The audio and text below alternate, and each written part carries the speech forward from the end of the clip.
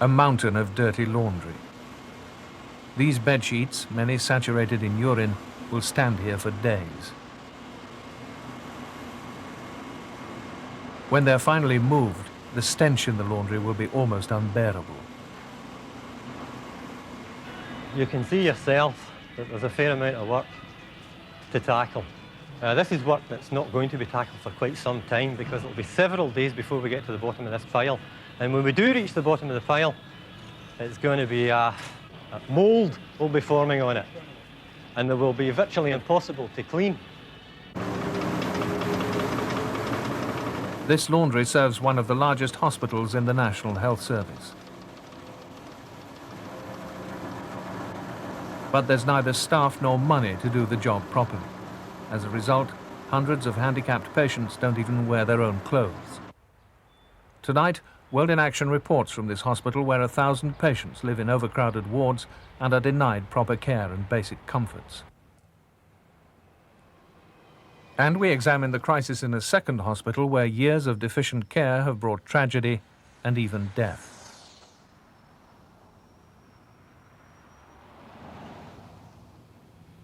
In the Campsie Hills, 10 miles outside Glasgow, lies one of Britain's biggest hospitals for the mentally handicapped. When Lennox Castle Hospital opened in 1936, it was said to be the finest institution of its kind. Today, it looks more like a prisoner of war camp than home for 1,000 of society's most vulnerable people. These asbestos huts are literally falling apart. They were built during the last war as temporary wards for air raid victims. They've been repeatedly condemned in official reports. Today, more than 40 years later, 192 handicapped people are forced to accept them as home. As many as 30 residents both sleep and live in one room. Beds are crammed together. There are few personal possessions, no privacy. Grown men live their lives out of a single suitcase. The brick-built wards are also overcrowded. The actual buildings, they're old. They don't really afford any privacy because there's too many residents in the wards. This is a 50-bedded ward with 48 residents at the moment, 25 beds in each dormitory, and it doesn't afford much space between the beds. Your ordinary person on the street would not believe that places like this, well, they know they exist, but what actually goes on inside them. The kind of conditions that the residents have to put up with, you know, what they have to live with. There's so few staff, breakfast can only be served when everyone's dressed, so people wait up to 2 hours for their meal. The food is dull and there's little choice. Served long after it's cooked, it's often cold. Do you like the food in here? Nah, no, I like my food better at home. What's wrong with the food here? I'm telling you, it's cold. Do you feel hungry? Yes, I do. Your ordinary person on the street, they block it out for their minds. They've no idea the problems that we come up against, the cutbacks, the staffing levels, the actual amount that is spent on their food and the type of food that they're given, the type of clothing they're expected to wear. It's absolutely abysmal. If Margaret Thatcher had to come in here and sit down to a meal that some of these residents had, she'd be disgusted. Lennox Castle wasn't always in such a bad way. It was built before there was a welfare state and offered high standards. There was a full programme preparing patients for life outside. The residents ran their own workshops, farm, scout troops, even a pipe band. Today, all that's gone.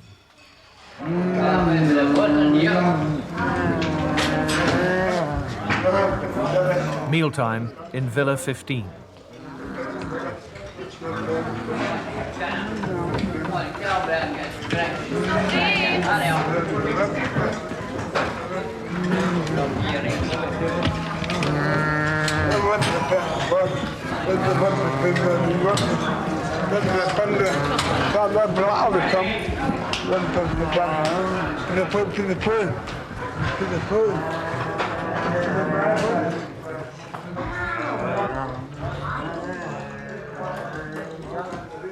There's too many different types of patient in this ward. People who would be progressing staying in a ward of their own type of patient are being drawn downward because they're no longer a lot of high dependency patients. Does it mean that some people stop doing things that they used to be able to do? It's hard to talk about it in this ward because people aren't being allowed to do what they're possibly capable of because of the numbers of patients in the ward and the number of staff to take care of them. I'm finding now that I don't have enough time to even sit and talk to the patients. We're too busy trying to get through a routine in the ward due to staff shortages. Quite a lot of the patients are engaged in obsessive behaviour. Do you think with different techniques that would change? Certainly if we had more time to deal with them, we can get around to alleviating this problem. You've recently been on a training course about up-to-date methods of care for people like these in this ward. What effect has that had on you? It just makes me more depressed. The training course is good. I've learned a lot from it, but I just come back to this ward and because of the numbers of staff and patients, I can't do anything about it. Lennox Castle is short of at least 200 nurses. Lack of supervision means many patients are kept locked up. Here, days merge into weeks, weeks into months of inactivity and confinement in what is little more than a warehouse for the long-term storage of human beings.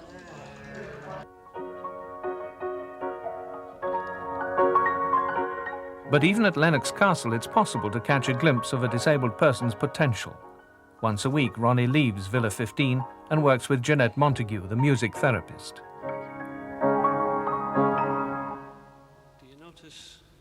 A change in the people who come and work with you?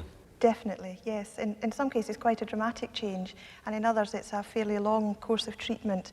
So 3 years later, it's very small signs that are sort of happening as the therapy progresses. But with lots of residents here, there's been quite a dramatic change, I think. What about Ronnie?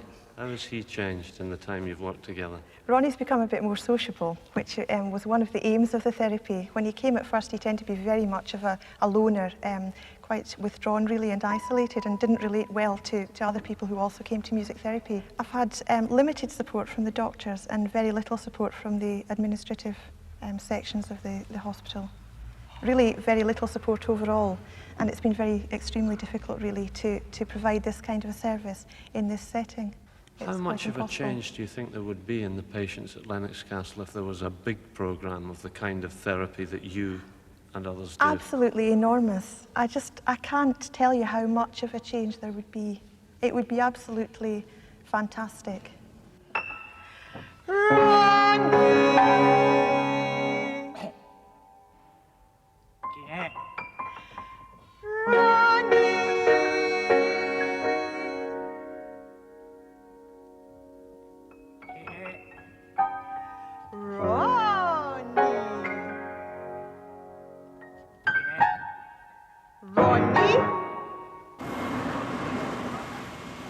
The laundry, another problem that dogs Lennox Castle. 5 years after the Health Board promised to put things right by giving residents their own clothes, the situation is little different. People still get their shirts, nightclothes and underwear, often ill-fitting, from a common pool. Clothes are ruined in the wash because machines are overloaded and run at too high a temperature. And they can't be properly ironed because of lack of machinery and staff. Here in the sorting room, the backlog is still growing. In the foul room, insanitary conditions and a broken washing machine. It broke down about a year ago, and it's not been repaired now. There's still some clothes in There are still some clothes in there. They should have been taken out. Those articles of clothing in there are infected. That's hepatitis that's in that washer. Well, why hasn't it been emptied? Just simple negligence. It's been ignored. As many things in the laundry have been ignored. What do you think of the quality of patient care that you're able to give in this laundry? Very poor. I think we could increase the quality of patient care. But to do that, it would mean that production would have to suffer a little, and management are not prepared to let production suffer. How much of a change would be be necessary to give people personal clothing? Oh, well, certainly it would be considerable. To my knowledge, it did occur at one time, and then the practice was stopped. At the cost of achieving greater efficiency and higher production targets, the patient is the loser again. The patient is always the loser. How serious is the situation in the hospital as a whole? Extremely serious. It's been sliding for many, many years. It's been sliding rapidly. It's now in its knees. It's very doubtful if it'll ever get up again. Some new building work at Lennox Castle has been approved by the Scottish Office, but it's only for 120 patients out of 1,000. The new wards are as large as some of the old ones, and there's concern that they perpetuate the idea that handicapped people should be shut away in big institutions, miles away from the communities where they once lived. During filming, 2 of the old wards were being refitted, but since then the Health Board has cut the next stage of this improvement programme. This new round of cuts means that life for the handicapped people at Lennox Castle will carry on more or less as before. Without a new initiative, the disabled youngsters here in Leslie Cox ward will continue to languish in boredom and sadness. At the end of a drawn-out day, they sit around in their nightclothes, unoccupied, waiting until the nurses are free to put them to bed. Tomorrow will be no different.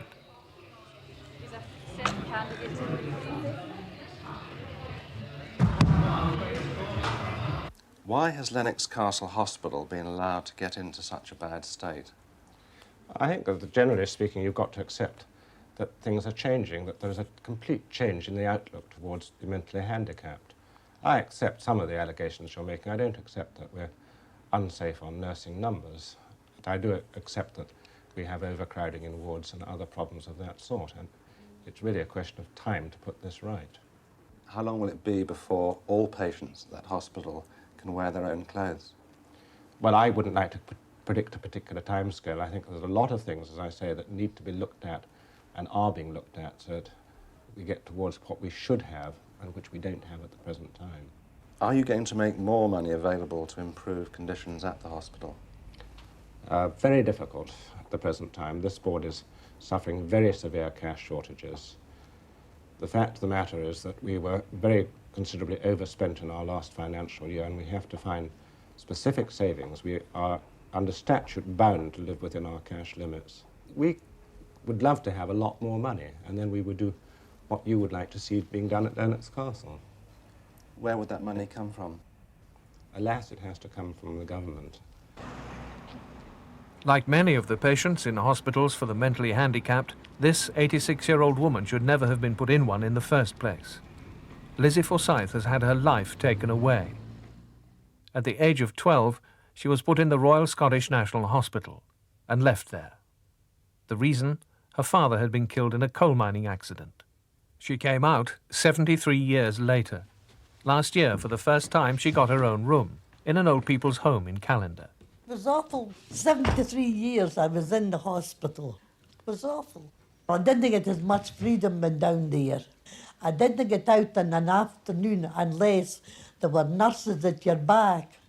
And you didn't get out until they were ready and to let you out. When they were ready, you got out. The hospital where Lizzie lost her freedom has much in common with Lennox Castle 20 miles away. Since 1965, the Royal Scottish National near Stirling has gone into a steep decline. Low-cost care has been achieved by inadequate staffing, bare wards and poor facilities. By August last year, conditions were so bad that Peter Miller, the chairman of the government-appointed Mental Welfare Commission, wrote privately to the Secretary of State for Scotland, telling him what his commissioners had found on a visit. In Arran Ward. Rather large, bare public rooms, 3 large dormitories without any privacy. In Lomond Ward. 1 patient was entirely naked. There was little evidence of imaginative care. This might not be surprising, given the staffing level. In Morar Ward. 2 nurses were propelling a small framed patient by the elbows, so her feet were off the floor. This patient was in a very agitated, tearful and distressed state. In Duich ward. This must be one of the worst wards the Commission has visited in mental deficiency hospitals in Scotland. Why do you think that these conditions have been allowed to develop in this way? Well, the principal reason was the large numbers in the hospital. And this hospital, remember, I would like to remind you, was in fact a national hospital. The word national, of course, is in the title, as you well know.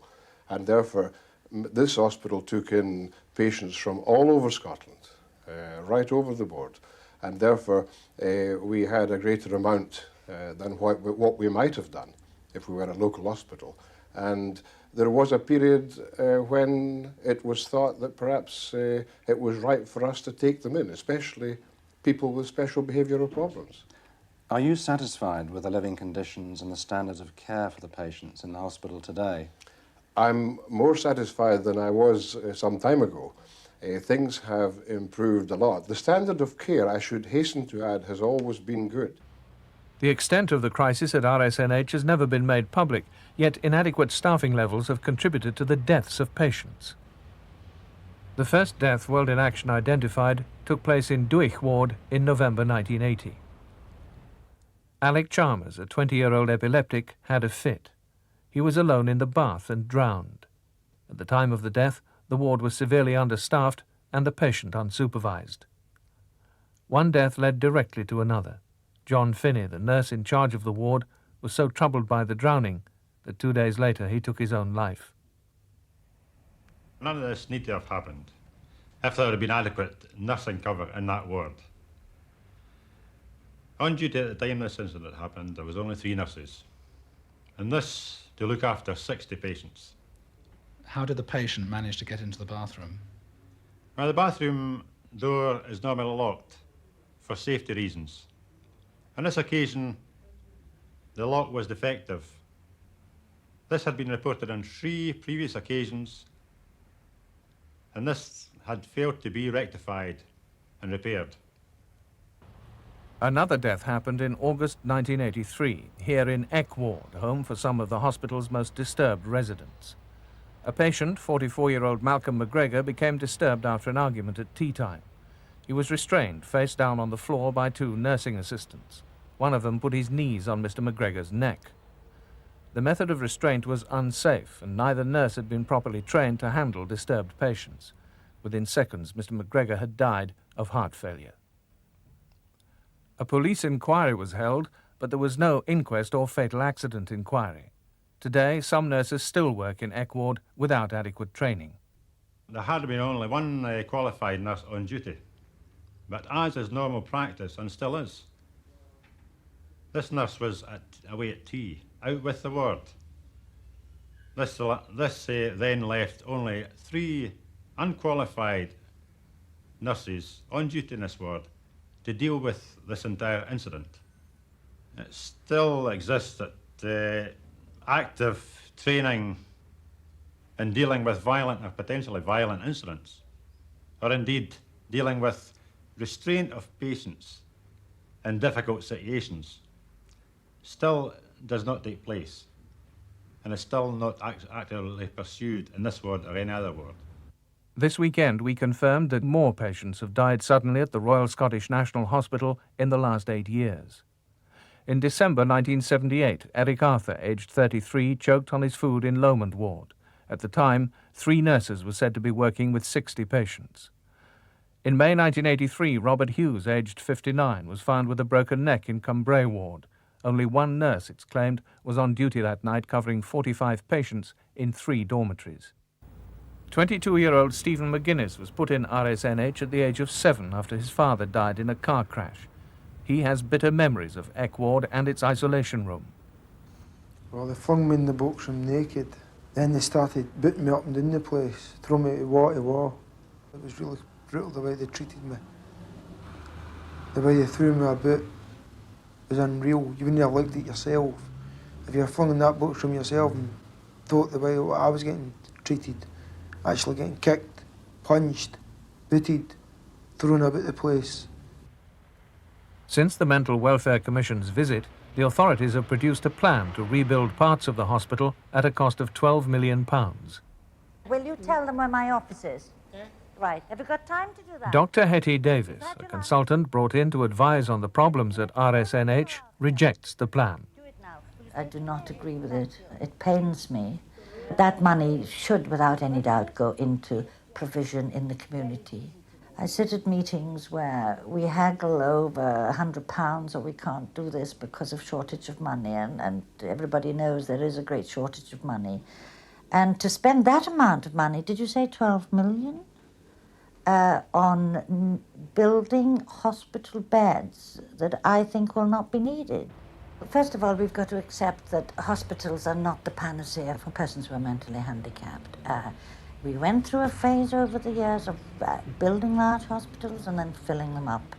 But I think we've just got to reverse the whole process and bring out of hospitals those hundreds of people who were over 50 years incarcerated on very flimsy ground. Care in the community is government policy, but because it costs more, progress is slow. Here in Dunfermline, a future that works even for the severely handicapped. 8 children and their nurses moved from a big hospital to this home last year. Here, children once lost in anonymous wards have attractive bedrooms, decent clothes, and enough staff to act as friends rather than overworked minders. Time, I think, is a lot to do with what you can do for these children. I mean, I know for a fact that I would never have been able to spend this amount of time with this one child. I mean, you can't really compare it with the amount of work that you have to do in a hospital ward, because she basically lived with another 22 children. And as I say, you would possibly be lucky if there was 3 of you on in the morning. And most profoundly handicapped children require to be fed. So it's the time that you can spend with them. Now Sharon is the most profoundly handicapped girl that we have. We didn't have an awful lot of eye-to-eye contact with her, and we've found that she is now more aware of her surroundings. Before we wouldn't have got this. You know, she would be inclined to move the eyes more than the head. Is that right? Yeah. Kevin feeds basically on his own, but he requires to be supervised. But he makes the attempt. So if it takes Kevin 10 minutes to take a sock off, it takes 10 minutes. And that's basically what we're here to do, is to work at their pace, to find anything that's in them. Can you tell me something about the difference in the food? We don't have a cook as such. I mean, we prepare the meals ourselves. Well, I know for a fact that breakfast is usually cooked in our main hospital kitchen from 6 o'clock in the morning. And these children always sat down to breakfast at 8 o'clock every morning, every day. I mean, if they didn't like it, well, there was no alternative to what they could have. They either ate it or they didn't eat it, and that was that. Can you illustrate some of the changes that you've seen in these children since they've been here?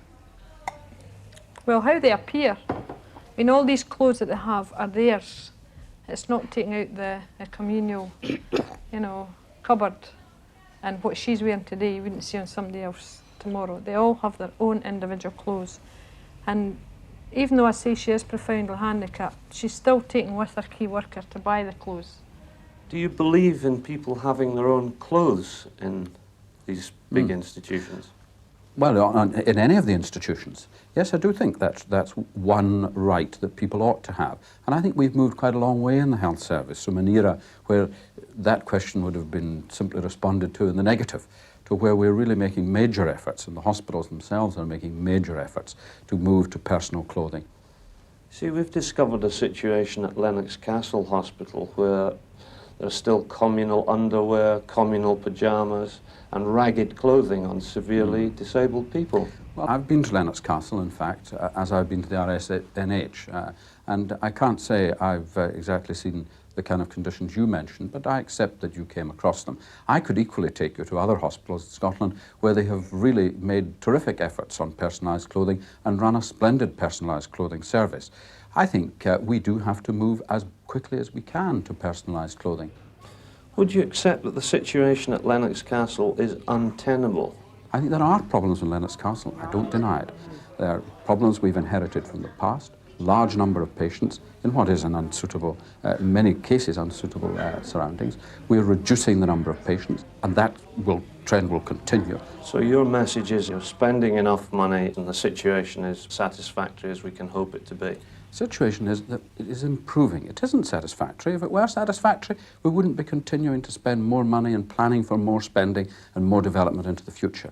We are working at it. I am well aware, I've been since the moment I became the minister, that these two hospitals in particular are less than satisfactory as the proper way to be treating mentally handicapped people in the 1980s.